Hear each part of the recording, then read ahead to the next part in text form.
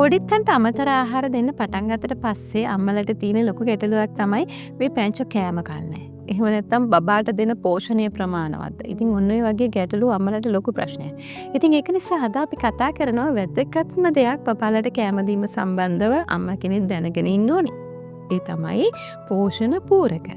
මොනවද මේ පෝෂණ පූරක? එහෙම නැත්නම් නියුට්‍රිෂන් සප්ලිමන්ට්ස් කියලා අපි ඉංග්‍රීසියෙන් කියනවා. නියුට්‍රිෂන් සප්ලිමන්ට්ස් කිව්වම ඔයගලන්ට මතක් වෙන නිකන් විටමින් එහෙම නැත්නම් කෘත්‍රිමව හදපු සප්ලිමන්ට්. හැබැයි මම මේ අද කතා කරන්නේ ඒවා ගැන නෙමෙයි.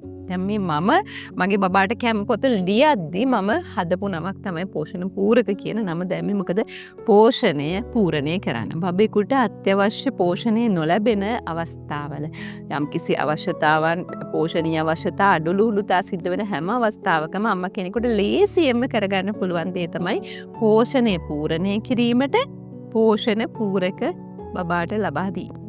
මේ ස්වාභාවික පෝෂණ පූරක අපි සකස් කරගන්නේ ස්වාභාවික ආහාරවලින්ම තමයි. ඒ කියන්නේ සමහර වෙලාවට බබාට යම්කිසි khනිජ ලවණ විටමින් ප්‍රෝටීන් මොනවා හරි අඩු වෙන අවස්ථාවක අපිට පුළුවන් අඩු වෙන කියලා කියන්නේ මේ අඩුයි කියලා අපිට හිතෙනවා නම් මේ වගේ පෝෂණ පූරකයක් ඒ කෑම වේල හදලා ඒකට ඇතුල් කරන්න පුළුවන්. හරියට විටමින් එකක් ගන්නවා වගේම තමයි සප්ලිමන්ට් එකක් වගේම තමයි. ඒක නිසා තමයි මම මේකට පෝෂණ පූරක කියලා නමක් දැම්මේ. එතකොට පෝෂණ පූරකයක් කියලා අපි අම්මා කෙනෙකුට සරලව තේරෙන විදිහට කියනවා නම් යම් යම් ආහාර වියලි කරලා ඊට පස්සේ ඒවා කුඩු කරලා ඒ කුඩු කල් තියා ගන්න විදිහට සකස් කරලා කියන රසායනික ද්‍රව්‍ය දාලා නෙමෙයි ස්වාභාවිකව වියලි වුණාට පස්සේ ඒවට ලිසබීජන එක අඩු කරලා මේ ඉක්මනට නරක් වෙන එක අඩු කරලා එක්ක ෆ්‍රිජ් එකේ තියන්න පුළුවන් එක්ක එළියේ සතියක් වගේ තියාගන්න පුළුවන්. සමහර ආහාර සතියකටත් වඩා තියාගන්න පුළුවන්. ඉස්සර කාලේ නම් ඔය ආටිකෝස් වගේව වේලලා එහෙම අම්මලා තියාගත්තේ ඒ ක්‍රමයටම තමයි ස්වාභාවික ආහාර මෙහෙම තියාගන්න පුළුවන්. එතකොට ශීතකරණේ නම් සති දෙක තුනක් මේ පෝෂණ පූරක තියාගන්න පුළුවන්. හැබැයි ඊටත් වඩා කල් තියාගන්න පුළුවන්. නමුත් මම මේ කාල සීමාවන් මෙහෙම කියන්නේ චූටි බබෙකුටනේ අපි දෙන්නේ. චූට්ටක්වත් එහාලට අකුණයක් නොවෙන්න මොනවා හරි පංගසයක් වගේ හැදෙන්නේ නැති කාල සීමාව ෂුවර්ම කළා තමයි අඩු කාල සීමාවක් දාලා තියෙන. සතියකට සැරයක් මම කියන්නේ පෝෂණ පූරක සකස් කරනවා නම් සතියට එක දවසක් සතියේටම ඕනේ කෙන ටික සකස් කරලා තියාගන්න. එතකොට පෝෂණ පූරකයක් එහෙම නැත්නම් මේ බබාලට දෙන ආහාරයක් වියලා කුඩු කර අසුරා තබා ගැනීමට භාවිතා කරන බෝතලේ අනිවාර්යයෙන්ම වීදුරු බෝතලයක් විය යුතුයි. ප්ලාස්ටික් ඒවා දාන්න එපා. පුළුවන් තරම් වීදුරු ඒවා දාන්න. ප්ලාස්ටික් දැම්ම කියලා මොකුත් වෙන්නේ නැහැ. නමුත් පුළුවන් තරම් වීදුරු බෝතල් පාවිච්චි කිරීම බබාට ඇඟට හොඳයි. සමහර ප්ලාස්ටික් හොඳ නැති නිසා. නමුත් ප්‍රමිතියකින් යුතු ප්ලාස්ටික් බෝතල් නම් ගැටලුවක් නැහැ. නමුත් පිරිසිදු කර ගැනීමේ ගැටලු තියෙන නිසාවෙන් වීදුරු බෝතලයක් ගන්න. මොකද බෝතලේ අපි පාවිච්චි කරන්න කලින් විනාඩි 5ක්වත් උතුරන වතුරේ තම්බල ජීවාණුහරිත කර ගැනීම තුළ අර අපිත් ඒකට දාන පෝෂණ පූරකයේ තියාගන්න කාලේ වැඩි කරගන්න පුළුවන්. සබන් දාලා බෝතලේ හේදුවා හොදලා දැන් ජෑම් බෝතල් වගේ ගෙදරට ගන්න ඒ වගේ බෝතල් ගන්න පුළුවන්. එහෙම නැත්නම් හොඳට ස්ක්‍රූ මූඩියක් තියෙන වීදුරු බෝතලයක් ගෙනාවා. සබන් දාලා හේදුවා. නටන වතුරේ තැම්බුවා. හොඳට අවුවේ වියලා ගත්තා. ඊට පස්සේ දාලා පෝෂණ පූරක ටික දාලා වහලා තිබ්බා. දැන් ඉන්දියාවේ නම් ගොඩක් වෙලාවට මේ පෝෂණ පූරක බබාලට අනිවාර්ය කෑමක්. දැන් අපේ රටේ නම් එහෙම නෑ. ඉන්දියාවෙන් ළමෙක් හම්බුනාට පස්සේ අනිවාර්යයෙන්ම බබාට දෙන්න ඔය වගේ සතුමාව කියලා හදලා තියාගන්නවා. ඒගොල්ලෝ සතුමාව තමයි බබාලට දිය කරලා කවන්නේ. ඒකයි පෝෂණ පූරක එකතු කරපු කුඩු කොටක්. ඔයගොල්ලෝ සතුමාව කියලා ඉන්ටර්නෙට් එකේ සර්ච් කරන්නකෝ. මේ ඉන්දියානු ප්‍රචලිත සාම්ප්‍රදායික ලදරු ආහාරයක්. එක ඒගොල්ලෝ බඩ ඉරිඟු හබලපෙති කොල්ලු ඇට වර්ග ගොඩක් එකතු කරලා එකට කුඩු කරලා වෙන වෙනම බැද්දලා හරි යවුවේ වේලලා හරි අරගෙන හොඳට වියලලා කුඩු කරලා ඒ පේස්ට් එක තියාගෙන බබාලට කවනවා. ඒගොල්ලෝ මස් මාළු ගොඩක් කනවා අඩු නිසා ඉන්දියාවේ මිනිස්සු මේ වගේ දේවල් වලින් තමයි යකඩ පූර්ණේ කරගන්නේ දරුවට. එතකොට අපි දැන් මේ පෝෂණ පූරක මම කියාගෙන යන්නම් මොනවද කියලා උදාහරණ කීප එකක් තමයි ආමන්ඩ් කුඩු. ඊළඟට මුරුංග කොළ වේලලා කුඩු කරගන්න පුළුවන්. කොට්ටම්බ කියන්නේ ඔමේගා 3 රිච් ෆුඩ් එකක්. ඒක නිසා ඒවා සෝදලා අවුවේ වේලලා පිරිසිදු කරගන්න පුළුවන්. ඊට පස්සේ තල හොඳට වියලි කරලා එහෙම නැත්නම් කබලේ දාලා පොඩ්ඩක් බැදලා මේ වගේ බදිනකොට එහෙම කර වෙන්න බදින්න එපා. හිමින් සැරේ වෙලාව අරගෙන බදින්න ඕනේ. ඊළඟට මුං ඇට. ඊළඟට රටකජු. කසකසයට නම් කොහොමද වේලිලා වියලියව තමයි කඩෙන් ගන්න පුළුවන් වෙන්නේ අපිට බබාට පළතුරු මොනවා හරි කවනකොට කසකසයට පොඩ්ඩක් ගස්ලබු කෑල්ලක් කැවුවත් ගස්ලබු කෑල්ලට චුට්ටක් දාන්න වතුර පොඩ්ඩක් දාලා කසකසයට පොඩ්ඩක් හරිම ගුණයි. ඊළඟට වට්ටක්කයට හොඳම පෝෂණ පූරකයක් වට්ටක්කයට ටිකක් වේලලා පොත් ඇරලා ඇට පිටින් හරි කුඩු කරලා හරි තියාගන්න හරිම හොඳ පෝෂණ පූරකයක් ඒක. ඊළඟට කූනිස්සෝ හාල්මැස්සෝ. හාල්මැස්සෝ නම් ඉස්සර ඉඳලා අපි අමල භාවිතා කරනවා පෝෂණ පූරකයක් විදිහට. නමුත් කූනිස්සෝ හාල්මැස්සෝ වල චුට්ටක් අර රසායනික ද්‍රව්‍ය ඒකලන්ට වේලන දාන ඒවා වැඩි නිසා ගොඩාක් පාවිච්චි කරන්න එපා. ටිකක් කමක් නැහැ. ඊළඟට කොස්සැට, දිල් කොස්සැටත් හුඟක් හොඳ පෝෂණ පූරකයක්. පොල් කැබලි. පොල් කැබලි වේලලා තියාගන්න පුළුවන්. ඒක පෝෂණ පූරකයක් වගේම රස වැඩි කරන ආහාරවල. ඊළඟට සුදු පාට, රතු පාට කව්පි, තෝර, පරිප්පු, ඊට පස්සේ සොය බෝංචි, කඩල, බඩිරිඟු ඒ වගේ ගොඩාක් ඒවා ඔයගොල්ලන්ට එහෙම බෝතල් කරලා, වියලි කරලා, ඩ්‍රයි කරලා තියාගන්න පුළුවන්. එතකොට මම මේ උදාහරණ ටිකක් කිව්වේ. ඊළඟට දැන් මම කියවනේ මේක පෝෂණය පූර්ණේ කරන දෙයක් කියලා. දැන් හිතමු සමහර බබාලට යකඩ අඩුයි.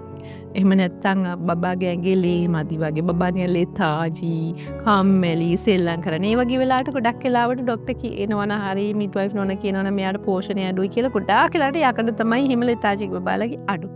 ඒ වගේ වෙලාවට අපිට පෝෂණ පූරක ටිකක් හදාගෙන අම්මා ගොඩක් කාර්යබහුලයි නම් ඒ වගේම ටිකක් අපිට ආර්ථිකය අමාරුයි නම් යකඩ අඩංගු පෝෂණ පූරකයක් වෙනම හදාගන්න පුළුවන්. යකඩ අඩංගු පෝෂණ පූරකයක් හදාගන්න විදිය මම ඔයගලන්ට කියලා දෙන්නයි.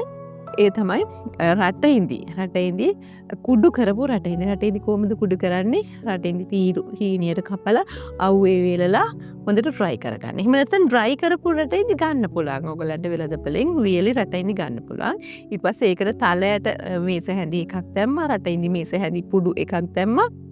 ඊට පස්සේ ආමන්ඩ් මේස හැඳි එකක් දාන්න. ඔයගොල්ලෝ දන්නවද වියලි අත්තික්ක කුඩු? අත්තික්ක කියලා જાතියක් තියෙනවා. අත්තික්ක කුඩු ගන්න පුළුවන්. මේ ඔය බෙහෙත් බඩු කඩවල් වල එහෙම තියෙනවා අත්තික කියන පළතුරක්. ඒක හුඟක් හොඳයි යකඩ තියෙන ආහාරයක්. ඒක ගන්න පුළුවන් නම් හොඳයි. නැත්නම් ඒක හොයාගන්න අමාරු නම් අනිත් තුන හරි දාලා මේ වෙනම කුඩු කරලා බෙදලා තියාගන්න ඕනේ ඒවා. රටඉඳි ඊට පස්සේ තලයට ආමණ්ඩට. ඔය තුන එකට එකතු කරලා මිශ්‍ර කරලා කැඳ හෝ පළතුරු හෝ මොනවා හරි දෙනකොට තේ හැන්දකින් එකක් එකතු කරන්න. ඒක දවසක් දෙනකොට යාට ඔය යකඩ ඇඟට අවශ්‍ය ප්‍රමාණය ඒකෙන් ලබා දෙන්න පුළුවන්. ඊට අමතරව ඉතින් මස් මාංශ වලින් ගොඩක් වෙලාවට යකඩ පීම් යකඩ බබාට ලබා දෙන්න පුළුවන් යකඩ අවශ්‍යතාවය සම්පූර්ණ කරගන්න. ඊළඟට ඔයාලා දන්නවා සමහර බබාලා ඉන්නෝ දිගින් දිගටම මේ ටමියේ ප්‍රශ්න, බණ්ඩි ප්‍රශ්න. එක්ක ඩයරියා හැදෙනවා, එක්ක බඩරි දෙනවා සමහරවිට. ඒ වගේ බලට ප්‍රෝබයොටික් තියෙන මේ පෝෂණ පූරකයක් අපිට ගෙදරදී හදලා දෙන්න පුළුවන්. ඒ වගේ බබාලට අපි කියන්නේ යෝගට් මේස හැඳි එකක් අරගෙන ගෙදර හදපු යෝගට් කෙසෙල් මෑෂ් කරලා, කෙසෙල් එළියක් පොඩ්ඩක් මෑෂ් කරලා ඇපල් ඉස්ම තේ හැඳි වීපයක් දාලා ඒකට ඇපල් දෙන්නේ නැත්තම් බබාට කැටලුවක් නැහැ. කෙසෙලුයි යෝගටුයි දෙන්න පුළුවන්. දිගට මේක දුන්නාම ඔය ටමි එකේ ආසාදන තත්ත්ව, ටමි එකේ ප්‍රශ්න මගහැරිලා යනවා. ඔය බඩවැල් වල ප්‍රශ්න තියෙන බබාලට බඩවැල් වල සෞඛ්‍ය ආරක්ෂා කරගන්න හුඟක්ම හොඳ යෝගට්, මී කිරි වගේ ගෙදර හදපු දේවල් ඒකටත් එකතු කරන්න පුළුවන්. ඕගොල්ලන්ට ඔය කොස්සට කුඩු පොඩ්ඩක් ඒ වගේ එකතු කරලා දෙන්න පුළුවන්. ඊළඟට දැන් කැල්සියම් බබා උස යන්න, කැල්සියම් අඩුයි වගේ හිතනවා නම් කිරි බොන්නේ නැත්තම් බබා තලයට ටිකක් කුඩු කරලා, තලයට වේලලා කුඩු කරලා මේස හැඳි දෙකක් විතර කුඩු අරගන්න. ඊට පස්සේ මුරුංග කොළ ටිකක් කුඩු කරලා මේස හැඳි එකක් විතර කුරුංග කොළ අවුවෙන්දට ඕම් වීලි කරාම හොඳට කුඩු කරගන්න පුළුවන්. මේ පවුඩර් එක මේස හැඳි එකක්. එහෙම නැත්නම් කඩේතුන් මිලදී ගන්න පුළුවන්. මුරුංග කොළ විශ්වාසදායි තැනකින් ගන්න. මොකද මොනවද තියෙනවද දැන චුට්ටෙකුට දෙන නිසා පරිස්සමට ගන්න. ඊට පස්සේ වියලි කුඩු කරපු රාගි කියලා කියන්නේ මෙනේරි. මේ වියලි කුඩු කරපු මෙනේරි මේස හැඳි එකක්. ඔය තුන එකතු කරලා කැල්සියම් පෝෂණ පූරකයක් ඔයගලන්ට හදාගන්න පුළුවන්. ඉතින් ඔය විදිහට පෝෂණ පූරකයක් ඔයගලන්ට කැල්සියම් පෝෂණ පූරකයක් හදාගන්න පුළුවන්. ඒක හදාගත්තට පස්සේ බබාගේ කැඳවලට, සුප් එකකට, ඕනම දෙයකට එකතු කරන්න පුළුවන්. ඒ වගේ මේ කැල්සියම් තියෙන පෝෂණ පූරකයක්. ඉතින් සාමාන්‍යයෙන් හොයාගෙන තියෙන විදිහට බබාලගේ මොළයට, කියන්නේ ආහාර වලින් මොළේ සංවර්ධනයට බබා ගන්න ආහාර වලින් 30% බලපානවා. හැබැයි වැඩිහිටියෝ ගන්න ආහාර වලින් වැඩිහිටියන්ගේ මොළේ වර්ධනයට සහ මොළේ පැවැත්මට බලපාන්නේ 16%ක් 18ක්. ඒක නිසා හොඳට සැලකිලිමත් වෙන්න මේ ආහාර කියන එක පෝෂණ පූරක වගේ දේවල් omega 3 rich foods වලින් හදාගන්න පුළුවන් තරම් පෝෂණ පූරක වලින් බබාගේ පෝෂණය අඩුලු වුණුතා නොවන විදිහට තියාගන්න එක ශරීර වර්ධනයට විතරක් නෙමෙයි මහත් කරගන්න නෙමෙයි බබාගේ මානසික සංවර්ධනයට හරිම වැදගත් කියන එක මතක තියාගන්න. ඒක නිසා තමයි මම අද මේ පෝෂණ පූරක කියන එක විශේෂයෙන්ම ඔයගලන්ට කතා කරන්න බලාපොරොත්තු වෙන්නේ. ඉතින් මේ වගේ ළමා හා මාතෘ සෞඛ්‍ය විෂය පතේට අදාළ කරුණු කාරණා එක්කම මුළු මහත් සමාජයටම අවශ්‍ය කරන සෞඛ්‍ය කරුණු කාරණා අපි මේ නාලිකාවෙන් විශ්වාසයකින් වගකීමකින් යුතුව ඔයගලන්ට අරගෙන එනවා. හැමෝටම ආරාධනා කරනවා රැඳිලා ඉන්න අපේ මේ නාලිකාවත් එක්ක.